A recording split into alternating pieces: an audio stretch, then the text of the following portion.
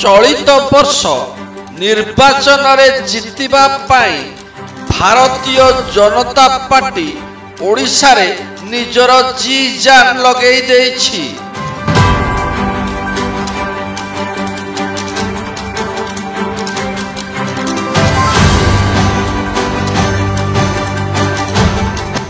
गत 15 तारीख रे भारतीय जनता पार्टी तरफ भुवनेश्वर सांसदीय क्षेत्र 3टी विधानसभा निर्वाचन मंडली खोर्धा, बेगुनिया और जटणी पाई खोर्धा स्थित बीजेपी कार्यालय रे केंद्र सांगठनिक मंत्री पीएल संतोष अध्यक्षता रे एक सांगठनिक बैठक अनुष्ठित हो जाइथिला।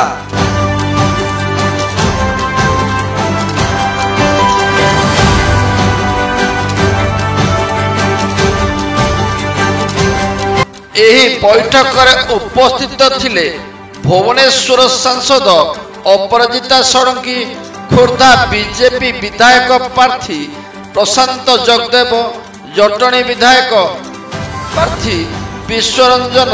बड़जेना और बेगुनिया बीजेपी विधायक प्रार्थी प्रकाश रणबिजुली, खोर्धा जिला बीजेपी सभापति रश्मि रंजन महापात्र और बीजेपी नेतृमंडल माने उपस्थित रही कार्यक्रम को सफल करथिले।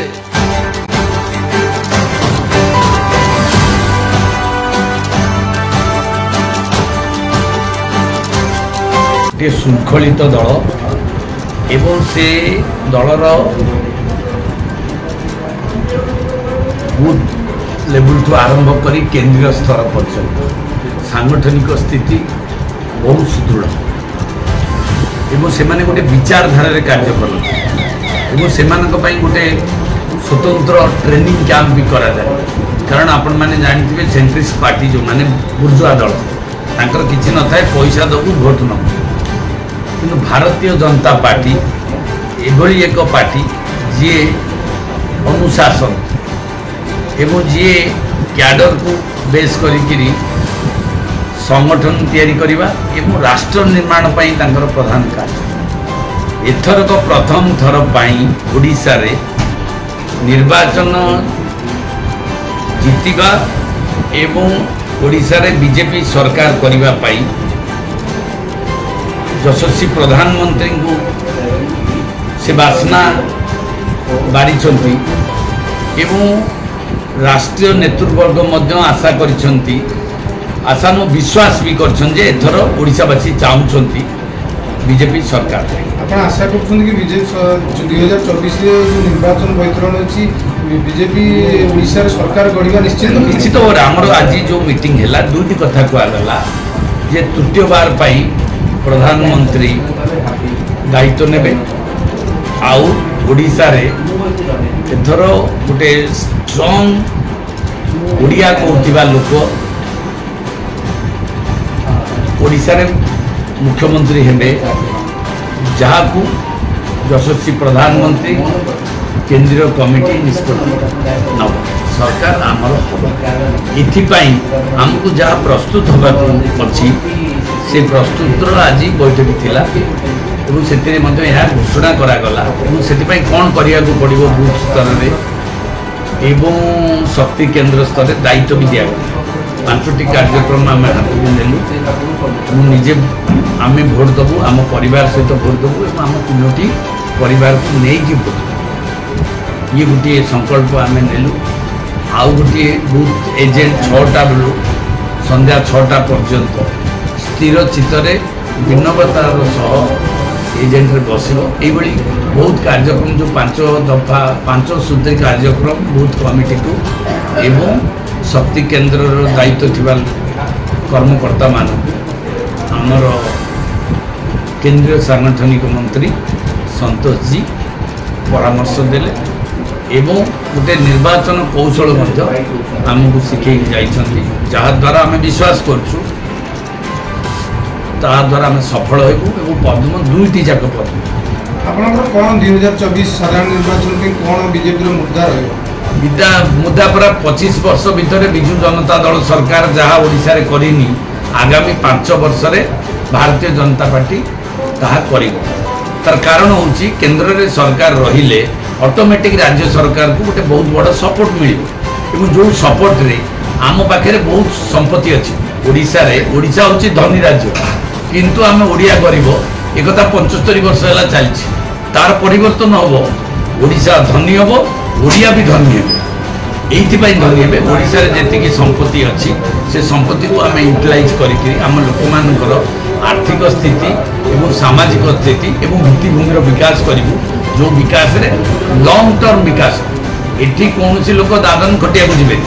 कि बापा माँ को छाड़ी जाए बाहर कौट राज्य में काम करिया जीवेनि कि चाकरी करिया चाकरी करेंगे ये बापा माँ पाखे रही भल खाइबे। बीजेपी सरकार केंद्र में थिला कोन सहयोग मिलुनथिला कि ओडिसा नहीं निश्चित भाव में सहयोग नहीं। ओडिशा रे सरकार आसिनता लोक नवीन पट्टनायक को भोट दौले एबे देखिले नवीन पट्टनायक असुस्थ हो गले नवीन पट्टनायक निजे शासन कर पारना बांटुंट फ्रांचाइज आकु तो लोक कहते कहीं आम बीजेपी सरकार को दबू मोदीजी ता भर मोदीजी प्रभाव आहरी बढ़ी से विश्वर नेतृत्व नेले ये विश्वास जनसाधारण पाखक गला यही जो सफलता मोदीजी जाइए अलग राज्य में जो दुईटा जाक सरकार अच्छी केंद्र सरकार अच्छी राज्य सरकार भी बीजेपी अच्छी सेठी जो भाया विकास से विकासटा ओडिशा लोक अनुभव कर चाहते 5 थर तो सरकार देलुनी सरकार सैचुरेशन हेलानी एक्सपायरी भी हो गलानी तो एक्सपायरी होला परे ऑटोमेटिक गणतंत्र आ गोटे पार्टी की देबे से पार्टी गोटे strong party Bharatiya Janata party Bharatiya Janata party जोटा थिला से पार्टी आज सुदृढ़ होईछि। आज बिजु जनता दल बहुत नेता जनता दल बहुत नेता बिजु बाबू आदर्श अनुप्राणित होता बहुत नेता आज भारतीय जनता पार्टी तो मु आशा कर सहयोग भारतीय जनता पार्टी सरकार हम ए मात्र सन्देह नहीं जोटा कि मोदी जी देखते निमंत्रण करसंता 10 तारीख दिन आपण मैंने आसबे शपथ नवा। खोर्धार विकास को लेकिन आपनकर अनुचिंता कौन अछि? खोर्धार विकास पाई बहुत बड़ अनुचिंता प्रथमे खोर्धा को मेट्रो सिटी करिया चाहूँ तार कारण होची state capital Bhubaneswar Bhubaneswar headquarter होची खोर्धा तो खोर्धा नाम रे मेट्रो सिटी हो ऑल ओवर इंडिया रे बड़ बड़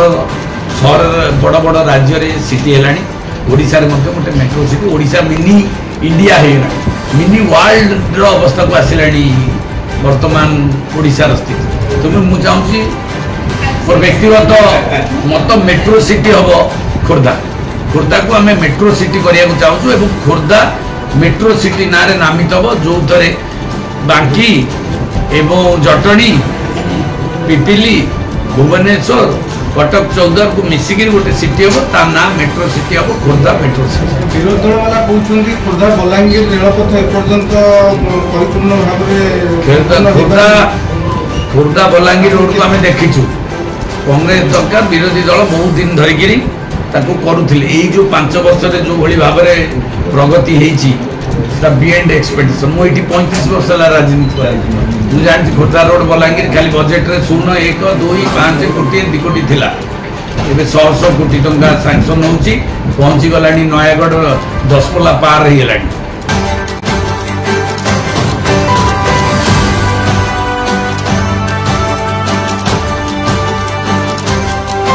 सभारे उपस्थित थिबा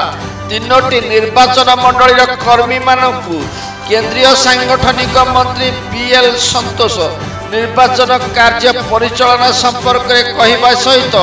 किभଳି बीजेपी एही निर्वाचन रे प्रत्येक निर्वाचन मंडली रे विजय हासिल करने सहित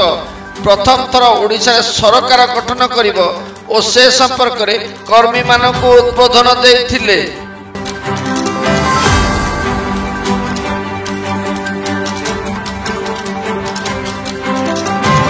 कर्मी मानकु तृणमूल स्तर को जाई लोकंक सह मिसी सुसंपर्क रखी निज दल को आकृष्ट करने पाई निवेदन करथिले।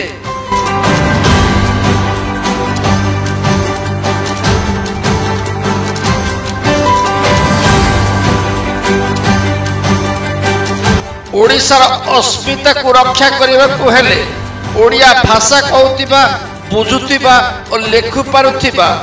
दक्ष ओडिया मुख्यमंत्री हेबा दरकार। एही वार्ता को साधारण लोकों पाखरे ପହଞ୍ଚାଇବାକୁ କର୍ମୀମାନଙ୍କୁ ଉଦ୍ବୋଧନ ଦେଇଥିଲେ।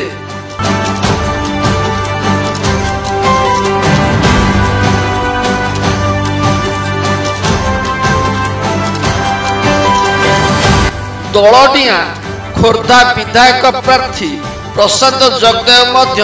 ଏଥିରେ ଓଡ଼ିଶାରେ ନିଶ୍ଚିତ ଭାବେ ବିଜେପି ଦଳ ସରକାର ଗଢ଼ିବା ନେଇ ଦମ୍ଭକ୍ତି କରିବା ସହ ଯାହା ପୂର୍ବ 25 ବର୍ଷ ମଧ୍ୟରେ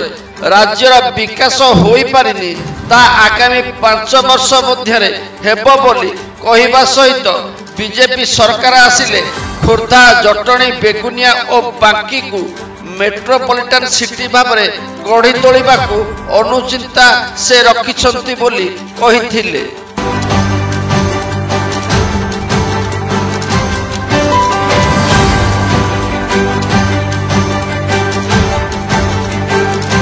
बीजेपी तो ओडिशा रे आकर्षणीय मैनिफेस्टो तो लोकन को देखाउछि किंतु जितिबा परे एहा किभଳି कार्यकारी हेउछि ताहा देखिबाकू बाकी रहिला।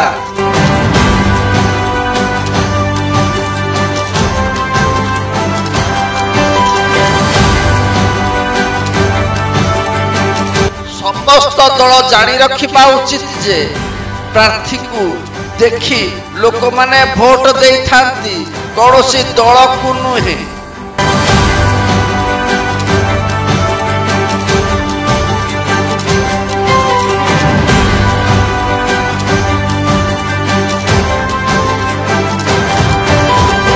पूर्व वर्ष गुड़िकरे किभली आपण माने विधायक होई कार्य करिसंती ताहाकू लोक माने तिल तिल करी तर्जमा करे भोट देबे।